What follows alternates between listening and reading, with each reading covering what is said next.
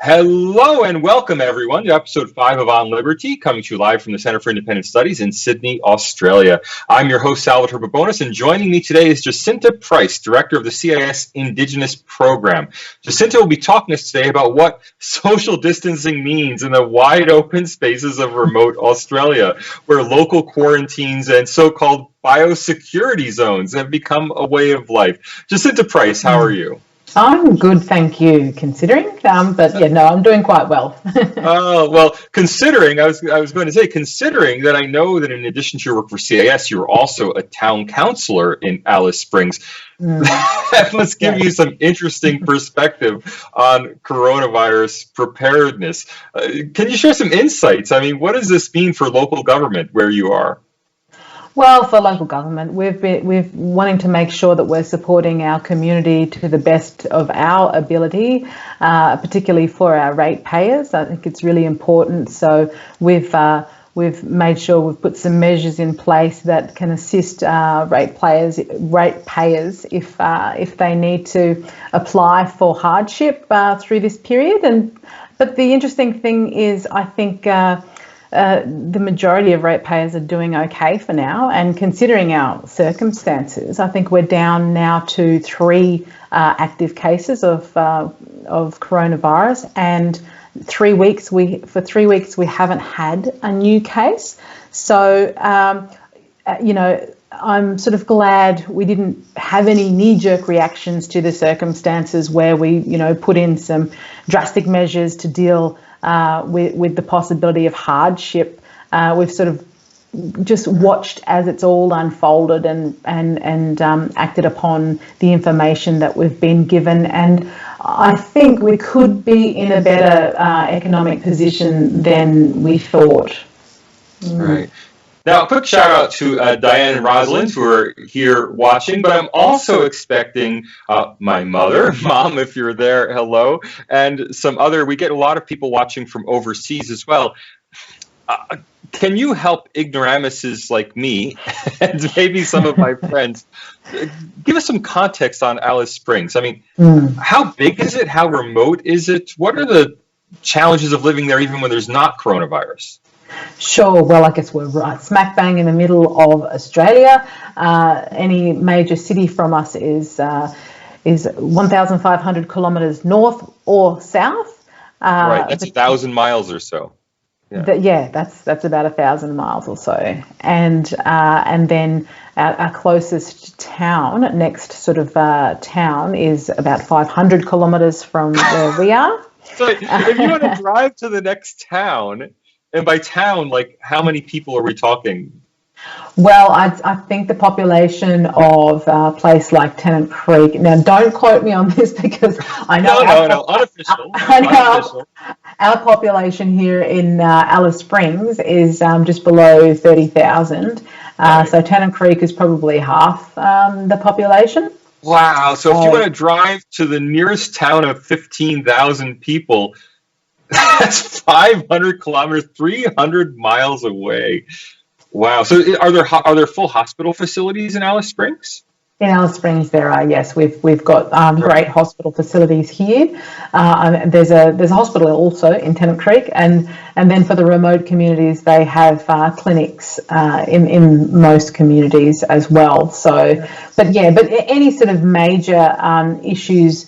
The treatments that people have to go through, you probably have to fly, either to Darwin, our capital, or down to Adelaide or one of the major capital cities for those sorts of treatments. Right. And I'll just say a quick hello, Bill in Texas, Mike in Pittsburgh, Gay here in Sydney, Stephen, you have to help me, Jacinta, is Brisbane? Yes, that's Brisbane. Right, we've got Stephen and Prissy. Greg Lindsay is here, says hello, and my mom says hello, Elizabeth. So hello to everybody. So look, in the coronavirus situation, what does that remoteness mean? I mean, if someone were to get coronavirus in Alice Springs, presumably they're the intensive care facilities there. Is that right? So there is a clinic that was set up here in Alice Springs to deal especially with coronavirus. It's a huge issue because when it first came about, there was a lot of concern about if it were to get into remote communities, it would have absolutely devastating impact because of the way of life for a lot of Indigenous people who often live in overcrowded situations. There's still a lot of education going on in terms of practicing good hygiene, the Aboriginal Medical Services Alliance of the Northern Territory got onto the front foot and made sure that there was messaging being sent out throughout communities in different languages. But of course, communities have gone into complete lockdown, and some communities went into lockdown quite early, not allowing people sort of in and out. And now, of course, if you leave a community and to come back in, you have to spend 2 weeks in quarantine back in your community again. There were concerns for things like grog runners. For things like what?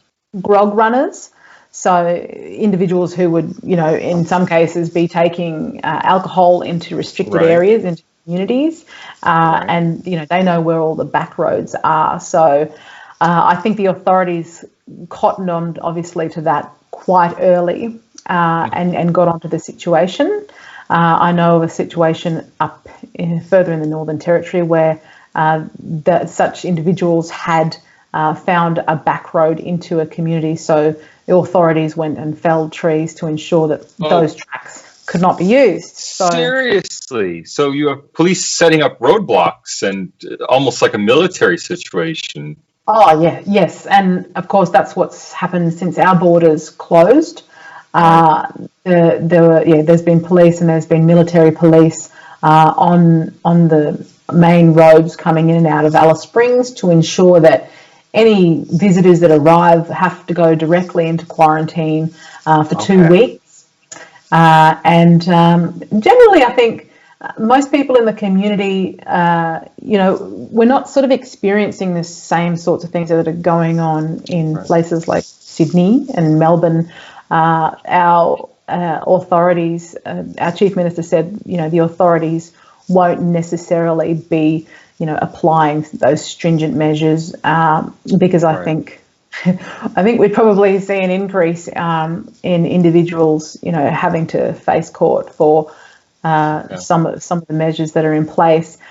But in general terms, I think the public have been doing a pretty good job in terms of the social distancing and that sort of thing. And everyone is well aware of the dangers that COVID-19 poses, particularly for some of the most vulnerable in remote communities. Right. Now, let me say a few more hellos. Inez says hello. Gay reminds me that it is not Brissy, it is Brizzy. It's in Brisbane. Rosalind would like to compliment the painting behind you. I don't know if you want to talk about that later. We'll get to that. Sure. But first, I have to ask you. You mentioned these internal boundaries going up. And I've heard of biosecurity zones. Now, I know that Australia has had biosecurity zones before the coronavirus relating to agricultural products, things like that. Do we have new biosecurity zones for coronavirus, or how is all this playing out? Could you help us simple to understand? So in the Northern Territory, the government has established biosecurity zones. So basically the Shire areas, for example, there's the Central Desert Shire, McDonald Shire, Barkly Shire, and there are more up in the top end of Australia. So basically these areas have been turned into biosecurity zones.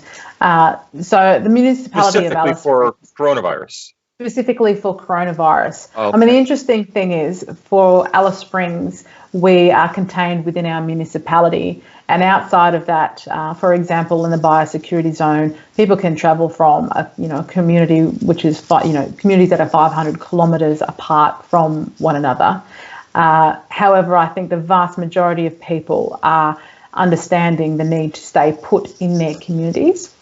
I know that a lot of my family members are doing that. I'm watching, it's interesting watching their bored Facebook posts, and they can't wait to sort of get back to a normal sense of life. But people are, I think, there's definitely a sense of fear of the possibility of the harm that this virus can do. So the people are tending to stay within their communities because they're urged to, even though they can travel around the biosecurity zone that they are in. Which, there are those of us who'd love to go camping. I mean, we just had, the Easter long weekend, and for Central Australians, one of the best things to do is to jump in the car, throw the kids in the car, and go camping over that weekend. But and we're sort of saying, what harm can it do? We're actually going where we're more isolated from other human beings. But no, we've given up our freedom of camping for the moment. Now, we had another hello from Jamie on Facebook. Thanks for watching. We are also available on that platform as well. Look, what you said raised the idea for me that we've been talking about different countries' models for addressing the coronavirus pandemic, but does Australia have different models within Australia? I mean, has the stop it at the borders model worked in the Northern Territory? And can we perhaps learn the lesson that all of Australia should have done that? I think it certainly has. I mean, from what we've seen, obviously, in Australia, state by state, they tend to be doing their own sort of thing. I don't know how effective it's been for Queensland, obviously. You've got the border that runs straight through the middle of a town. But certainly for us in the Northern Territory, it has worked quite well. I think the fact that, we've wanted our local airport here in Alice Springs to be an international airport. I think the fact that it's not has done us a favour in keeping us, relatively coronavirus free. And so it has been quite easy. I think Territorians, I know that when measures started ramping up, I was in Victoria at the time, and my husband was supposed to be performing, and because he's a touring artist, a musician, and suddenly these measures were ramping up, and we looked at one another and thought, well, it was the beginning of the week. I said, I don't think you're going to have a gig this weekend. I think we're probably going to have to fly back home. And sure enough, we did that, and I had to change my flight for a few days earlier. Had I remained on the same flight, I would have been on a flight with someone who, in fact, had the virus, who came into the Northern Territory. Oh, wow. But I think Territorians sort of went, all right, let's all get back home and get into lockdown. And we've obviously been, the safest territory in the country. Now, the name of this program is On Liberty, and of course, CIS is a classically liberal think tank. Have that kind of, I think we can almost say that kind of firm borders approach in the Northern Territory, has that allowed people to exercise greater liberty within the Northern Territory, within Alice Springs? How free is life there compared to, say, what you've heard from Sydney? I think it has, actually. We can, you can go down the street and do your shopping and go about the place, and no one is going to, you're not going to get approached about, what you're doing and how long you're going to be there, and do you have an excuse? You don't have to come up with an excuse. Everyone's sort of going about, their day. Right. And it looks like business as usual, apart from, you can't, there's areas that are blocked off from people sitting in public spaces. And because I think smaller communities kind of band together as well. And we've had a lot of support for a lot of restaurants and cafes who probably are now more known because of what's going on, and are probably getting more business because of what's going on. due to coronavirus. I mean, there are cafes and restaurants that I'm saying, oh, that's quite good. I'll have to try that out. And when you're from Alice Springs, you usually appreciate going to places like Sydney to eat. But I think, our local businesses are stepping up to the mark, and there's a lot of community support in that regard. Right. So you're actually seeing entrepreneurial responses to the coronavirus epidemic. Yeah, absolutely. I mean, there's talks about creating, because we don't have Uber Eats, they want to create a local app for takeaway for businesses and that sort of thing. So that's certainly taking place. Businesses are coming together to do deliveries. So people, I think when it first kicked off, Woolworths and Coles was having such an influx for delivery orders that they stopped delivery orders. So local businesses said, well, we provide produce, we can work together, put your order in 3 days before, we'll deliver it to your door, and that sort of thing. So yeah, that's certainly going on, and I think that's the benefits of living in smaller regional communities, is the way communities come together in that community spirit.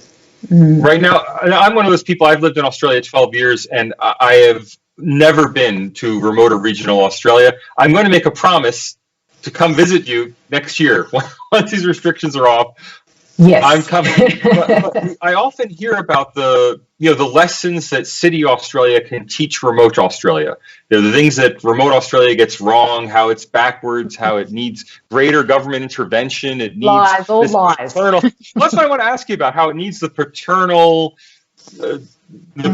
embrace of the Australian state to fix things in remote Australia. What you seem to be telling me is that there's some lessons we could learn the other way.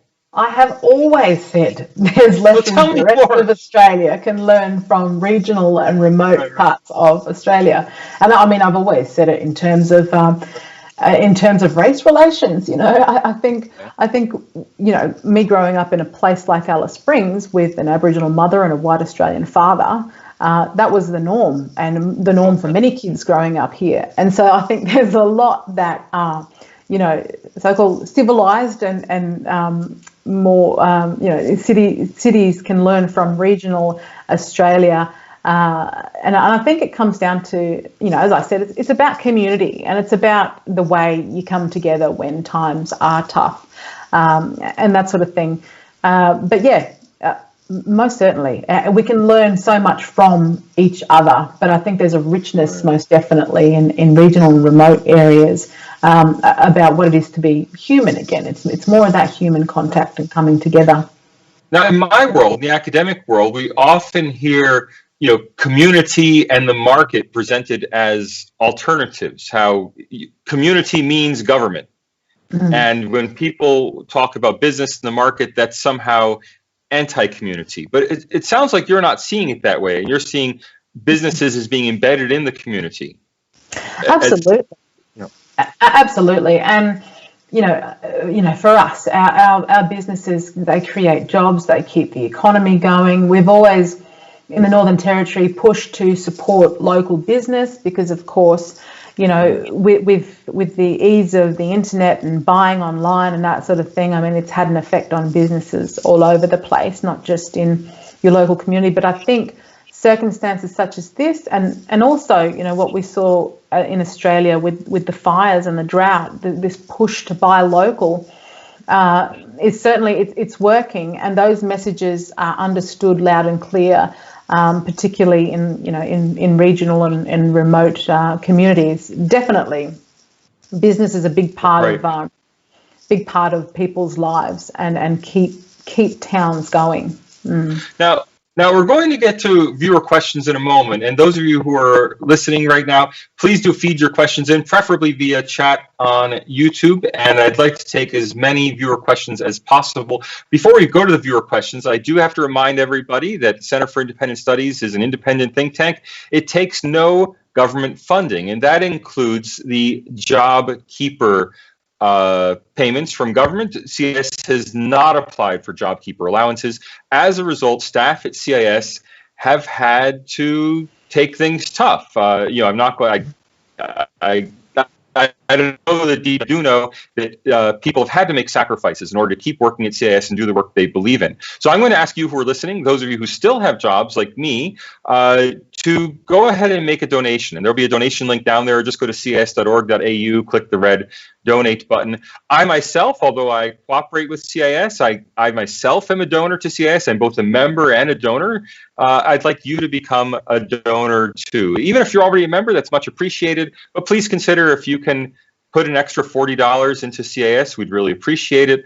Also, if you're not a member, the friendship category of membership, which honestly gives you pretty much everything you need as a member of CIS, the friendship category is only $40. So please just go become a member at CIS. Now, before we go to questions, and we have the donate link there in the chat box, I would like people to start feeding questions in while I ask Jacinta one more question before we go to viewer questions.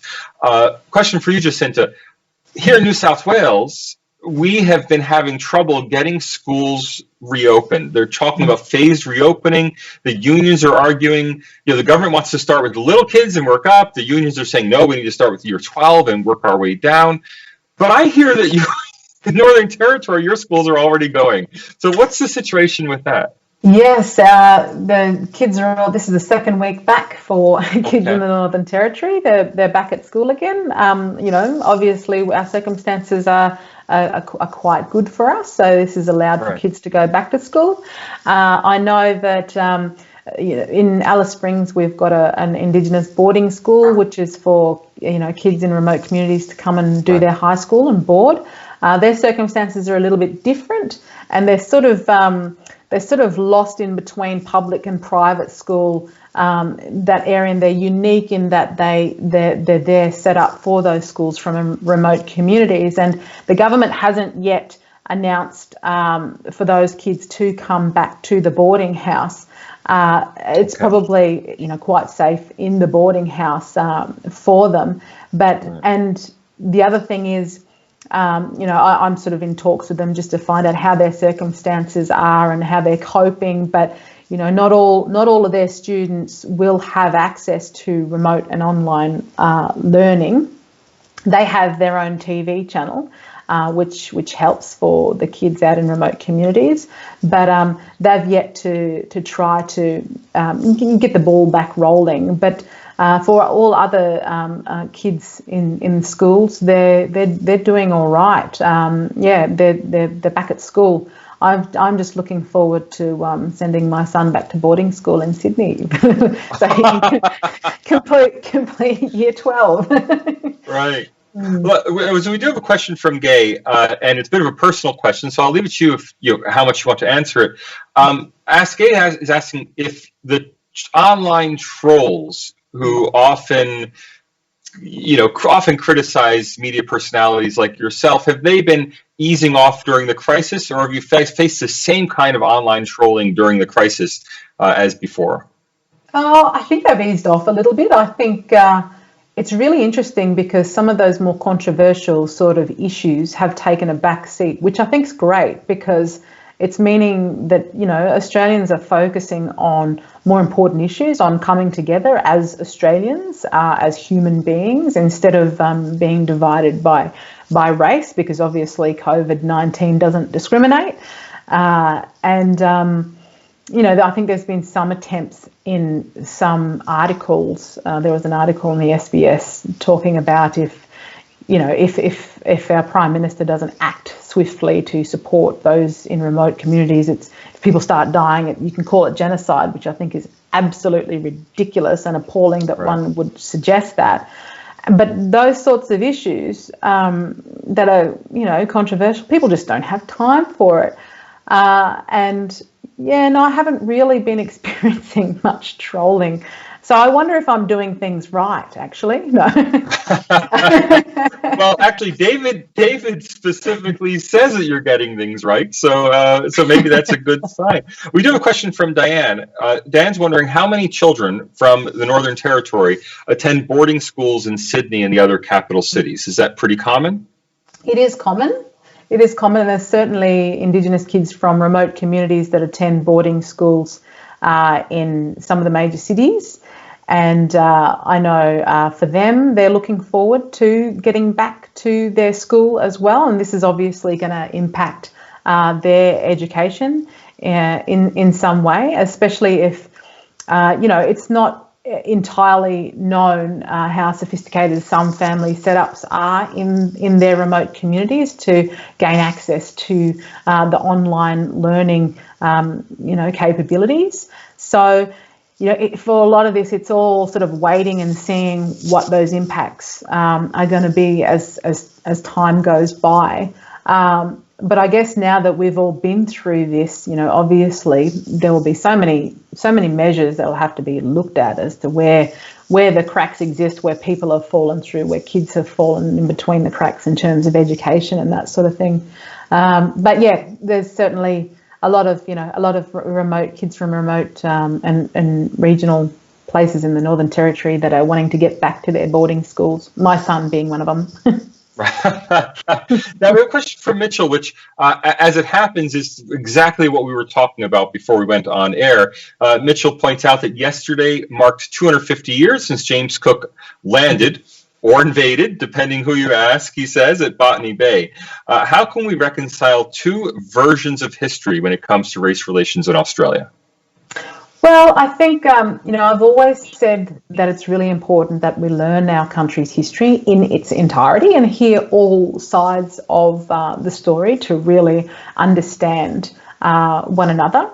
I think, I'm not one of these people that jumps up and down and gets upset about celebrating such events as the 250 years since Cook's landing. Obviously, if that hadn't taken place, I wouldn't exist. Right. Many Australians wouldn't exist. It's a time in our country's history that has brought about what we have now here in Australia. I'm very proud to say that my cousin Julie Squires, who's a sculptor, an artist from Newcastle, worked very close with with local Indigenous people in the Botany area to create these wonderful bronze cast whale sculptures. If you're down that way, most definitely check them out. Teresa Adler was one of the artists that she worked with, the Indigenous woman of the area whose ancestors were those who, a couple of the men who greeted Cook. I don't know if greet him is the correct word, but first came across Cook when he came through. So it's wonderful. She is my cousin from my white side of the family. Oh, really? Okay. And she's worked in collaboration with Indigenous artists in many places around the country, including here in Alice Springs, to create very significant works that bring together both those sides, recognising both, cultures and the Australian culture that makes us, that I think we should celebrate the fact that we can come together on these particular issues. So, yeah.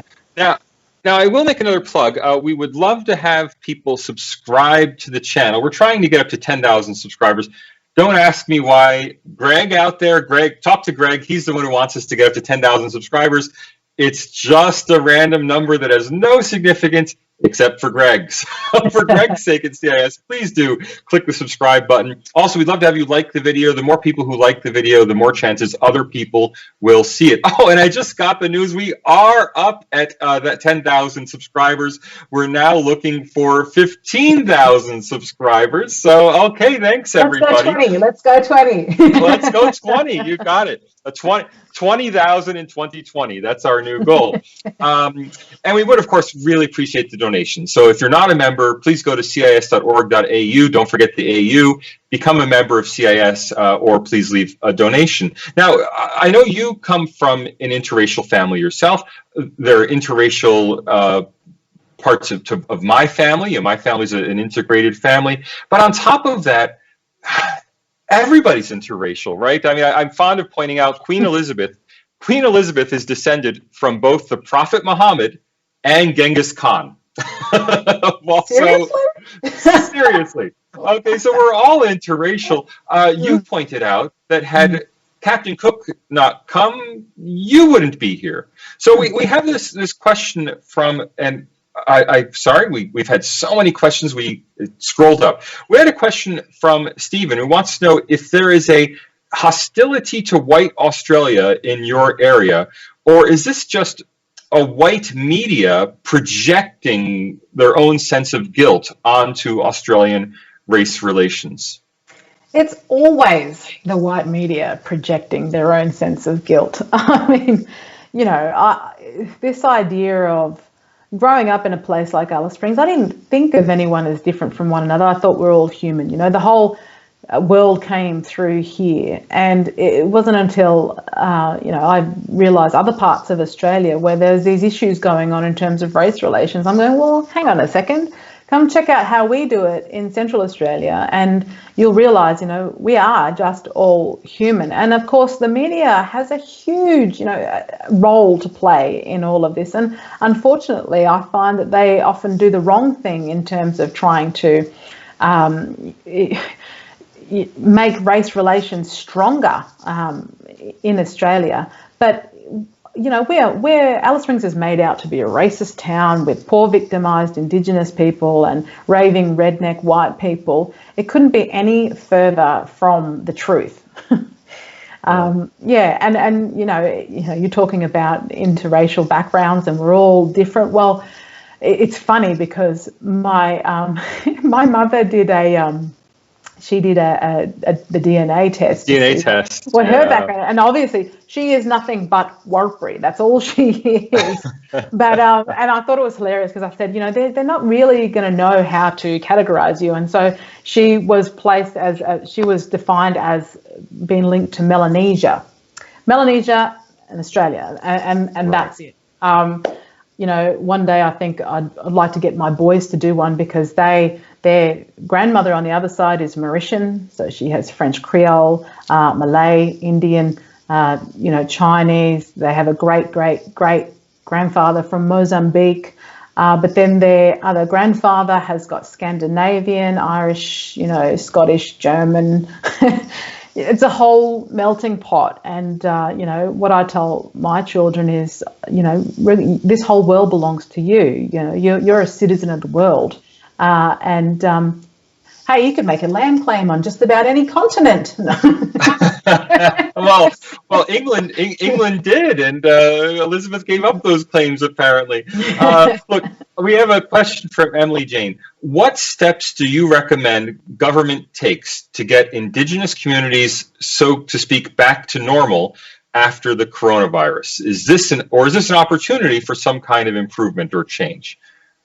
Well, I definitely think it's an opportunity for improvement and change. I think, the concerns that come out of communities during such time in terms of, food safety, they wanted to make sure that they had measures in place to ensure food safety and hygiene supplies and those sort of things. I think it's brought about a whole raft of issues. I think when it comes to when I look to communities where my family come from, I think they better understand there is a need to support health workers in communities because they are a vital part of communities. And, in some circumstances where there's feuding going on and health workers are too afraid to be in a community and have to evacuate, that is not good for that community. And certainly, there needs to be a push. I think community leaders themselves need a push to be able to support people like that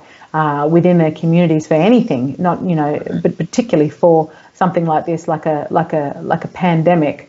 They need to ensure that their services are supported, not just by government, but also from community members also themselves. So because there's a partnership going on, obviously, and this certainly has highlighted the importance of those sorts of partnerships.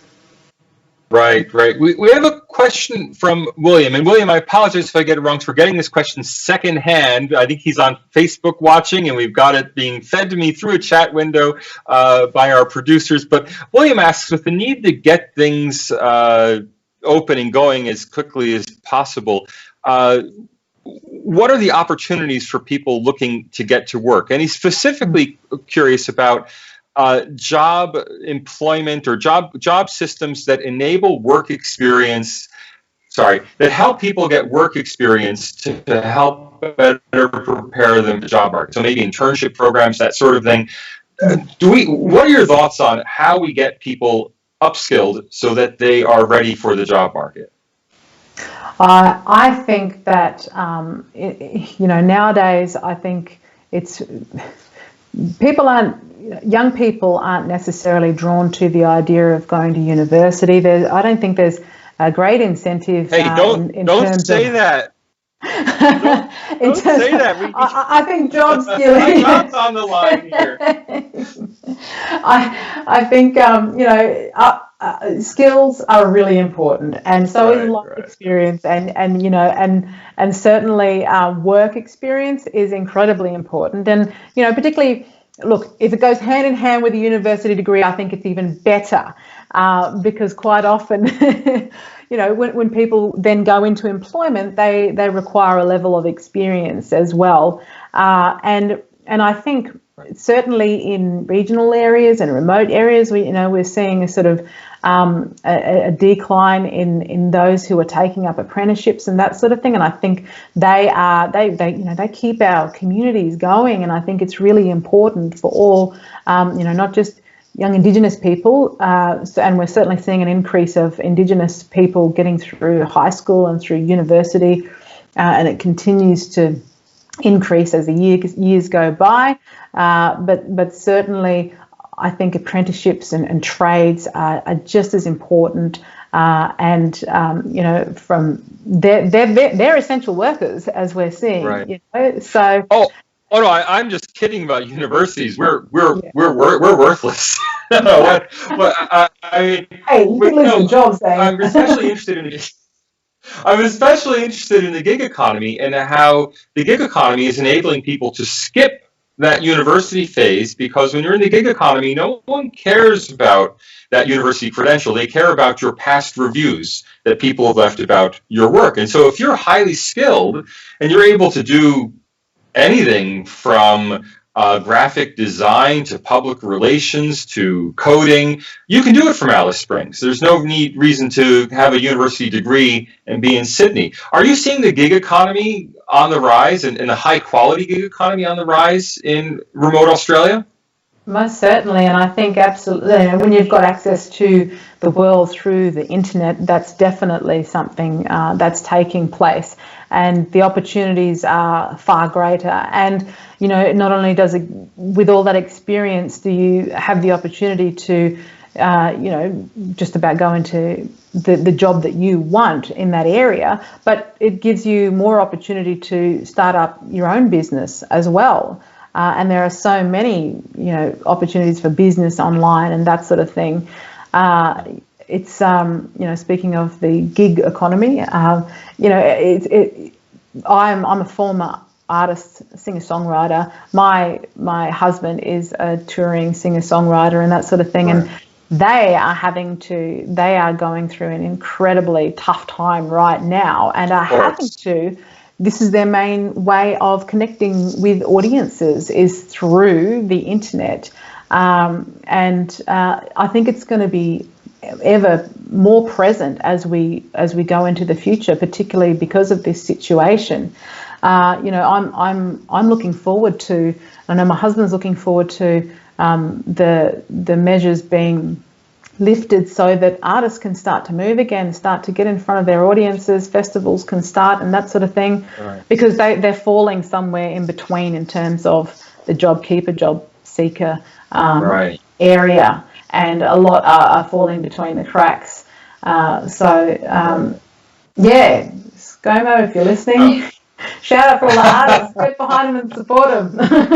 Well, speaking of the Prime Minister listening, Gay wants you to run for Parliament. Jennifer says hello.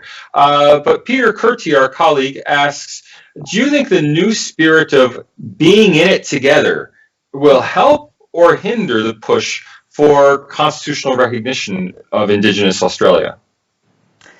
I think the constitutional recognition part, I think if it can be done right, I think Australians in general would support the recognition part of it. I think I think it's where the voice comes into it, the idea of this voice, that people aren't so sure. And I think because I think people see it as a separate entity, as opposed to how Australians generally think about the fact that we do things together as Australians, and not separate from one another, divided along the lines of race.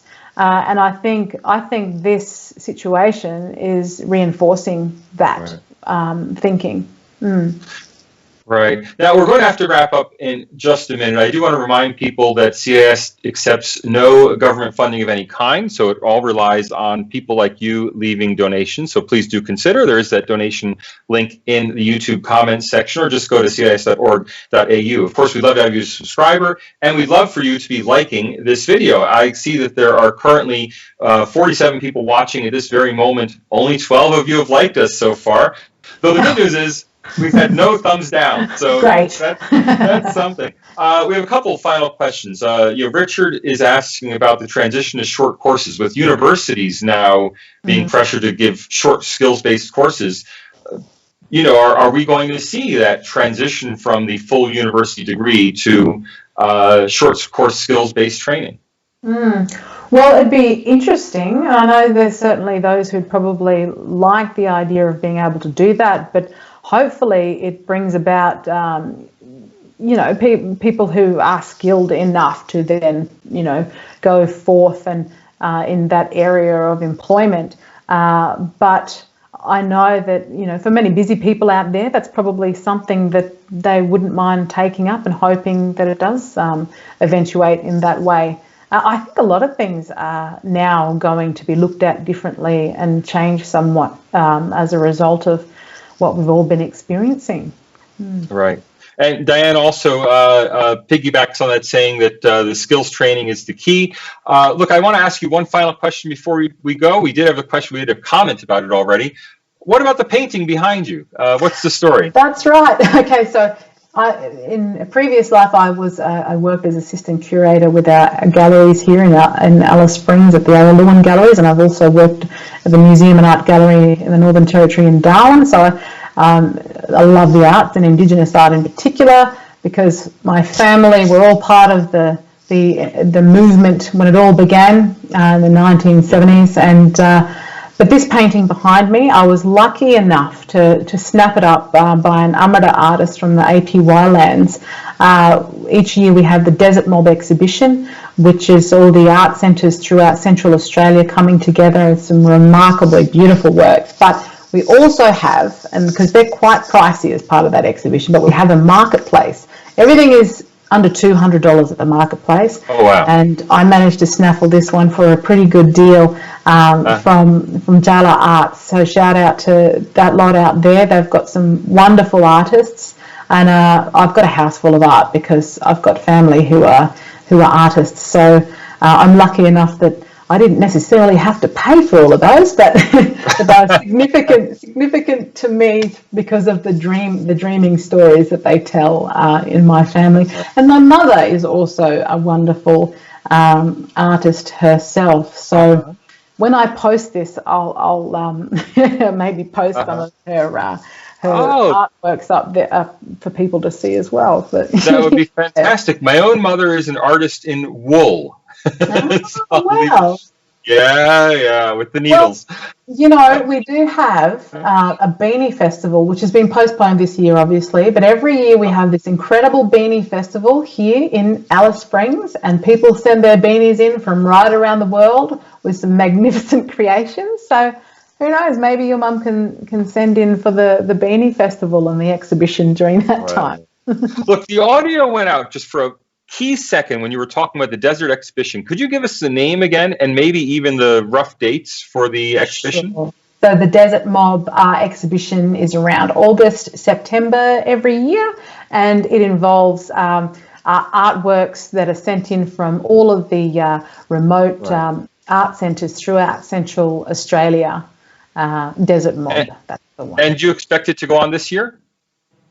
Well, this year is probably, actually, I'm not sure if it's happening. No, actually, I'll find that out. I'll have to double check whether that's going ahead. I know that there's a Telstra Art Award, which is a national award which is happening also in Darwin. That's another wonderful exhibition that takes place yearly. But I'd say it probably would be going ahead, given that you can view artworks online, and the artist would just require to send their artworks in. But I will double check. All right. Well, I think that's going to be a wrap. Everyone listening out there, instead of buying from that tacky tourist art store in Sydney, consider making the trip or going online to Alice Springs. Have a look at the Desert Mob Art Festival. Thank you very much, Jacinta, for taking the time joining us today. We really appreciate it. I'd also like to thank our producer, Emily Holmes, and our executive producer, Max Hawk Weaver. Thanks, everyone, for listening, and we will see you next week. Thank you.